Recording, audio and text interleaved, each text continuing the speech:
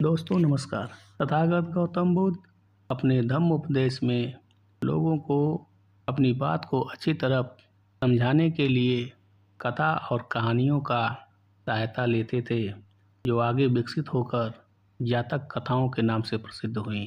आज का जातक कथा है दुष्ट राजकुमार।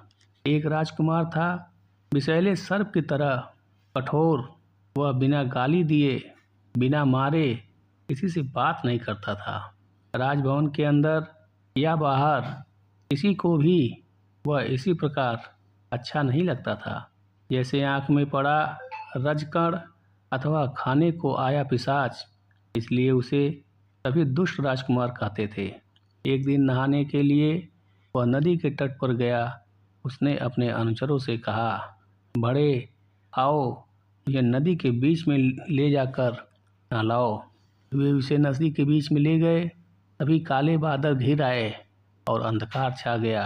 उन्होंने उसे पानी में डुबा दिया और किनारे पर आकर खड़े हो गए। जब राजा ने पूछा, मेरा पुत्र कहाँ है, तो बोले, देव, हमें मालूम नहीं। बादल आया देख, पानी में डुबकी लगा, आगे चला गया होगा। राजा ने खोज करवाई, किंतु राजकुमार नहीं मिला। राजकुमार उस बदली और वर्षा में नदी में बहता एक लक्कड़ देख उस पर बैठ गया और रोता हुआ नदी में बह गया।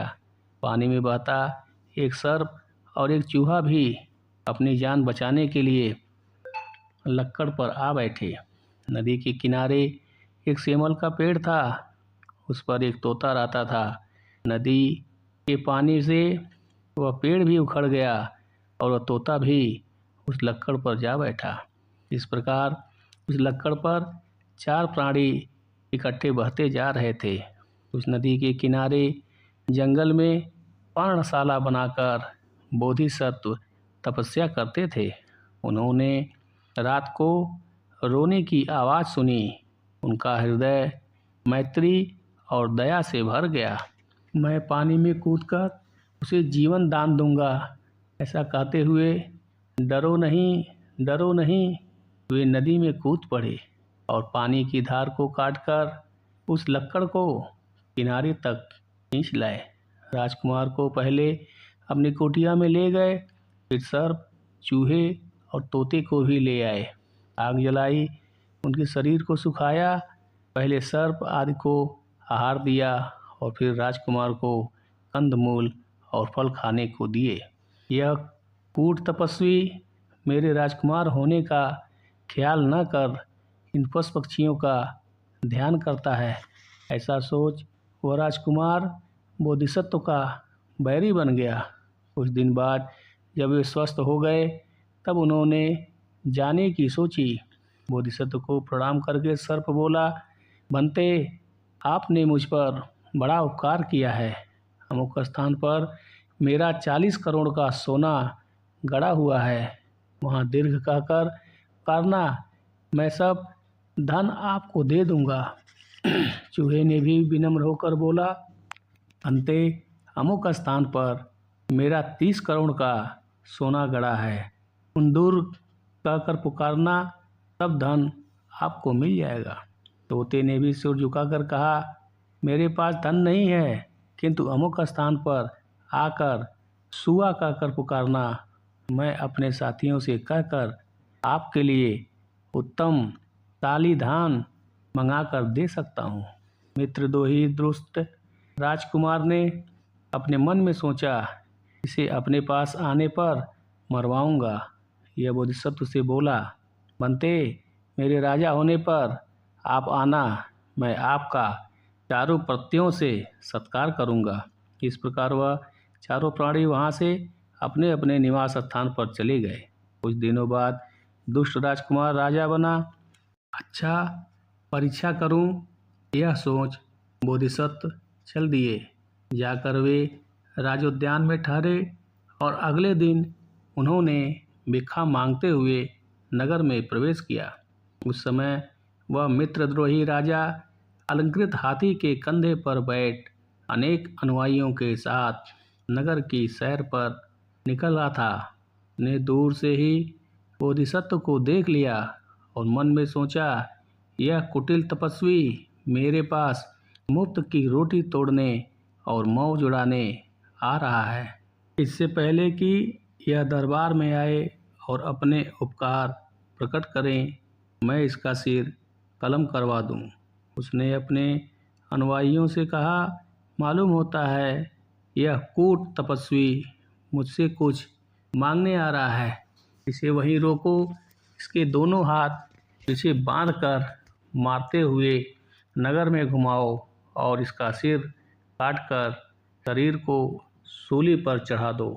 जब बोधिसत्व को मारते हुए वध स्थल की ओर ले जा रहे थे, वे बिना रोए चिल्लाए निर्विकार रहकर यह गाथा कहे, विद्वान जनों ने सत्य ही कहा है, किन्हीं किन्हीं आदमियों को पानी से निकालने की अपेक्षा लक्कड़ का निकालना अच्छा है। जब जब मार पड़ती वे ये गाथा गाते। ऐसा सुनकर एक बुद्धिमान आदमी ने उनसे पूछा, भो प्रवजित, क्या तूने हमारे राजा का कोई उपकार किया है? बोधिसत्व ने पूरी घटना बताई। नगरवासियों ने सोचा, यह मित्रद्रोही राजा इतना उपकार भी नहीं जानता, इससे हमारी क्या उन्नति होगी। इस बात की खबर नगर में फैल गई। लोग अपने अपने घरों से निकल पड़े। उन्होंने पत्तल, मुगदर और तीरों से दुष्ट राजा पर प्रहार कर दिया।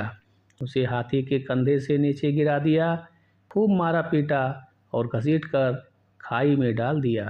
फिर बोधिसत्व का अभिषेक कर उसे वहाँ का राजा बनाया। धर्मानुसार राज करने के बाद एक दिन बोधिसत्व ने सर्प आदि की परीक्षा लेने की सोची। वह अपने अनुयायियों के साथ निकल पड़े।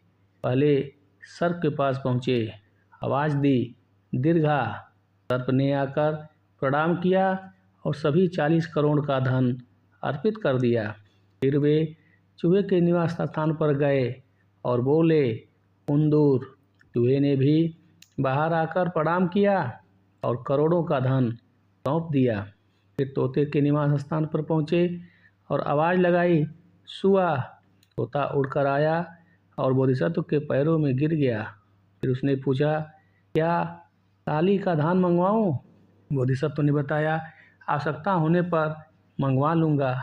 ऐसा कह राजा बोधिसत्व राजमहल को लौट आए। उन्होंने सर्प के लिए सोने की नीली, चूहे के लिए स्फटिक की गुफा और तोते के लिए सोने का पीड़ा बनवाया। इस प्रकार चारों लोग मिलजुल कर प्रसन्नतापूर्वक रहने लगे। अतः हमें कभी भी किए गए उपकार के बदले सदाचार का आचरण करना चाहिए, दुष्टता का आचरण कभी नहीं करना चाहिए। यह कहानी समाप्त हुआ। धन्यवाद।